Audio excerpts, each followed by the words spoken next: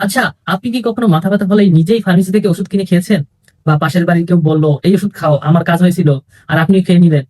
আমরা প্রায় সবাই এটা করি, কিন্তু এই ছোট্ট অভ্যাসটা কখনো কখনো বড় বিপদ ডেকে আনে। আমি একজন নার্স, আমি প্রতিদিন হাসপাতালে এমন রোগী দেখি যারা আগে নিজেই ওষুধ খেয়েছেন, আর পরে অবস্থা আরো খারাপ হয়ে এসেছে।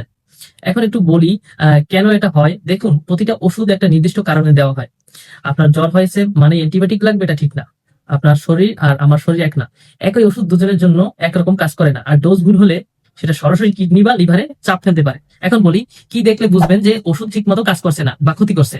পেট জ্বালা করছে, বমি বমি লাগছে, চামড়ায় র্যাশ উঠেছে, বা ওষুধ খেলে অসুখ কমছে না, এগুলো কিন্তু শরীরের সংকেত। তাহলে আপনি কি করবেন? প্রথমত, যে কোনো ওষুধ খাওয়ার আগে একজন ডাক্তার বা প্রশিক্ষিত স্বাস্থ্যকর্মীর পরামর্শ নিন। দ্বিতীয়ত, কারোর থেকে শুনে ওষুধ খাবেন না, আপনার সমস্যা তার মতো নাও হতে পারে। তৃতীয়ত, পুরনো প্রেসক্রিপশন দেখে আবার ওষুধ শুরু করবেন না, কারণ শরীরের অবস্থা পাল্টায়। আর কখন অবশ্যই ডাক্তার দেখাবেন?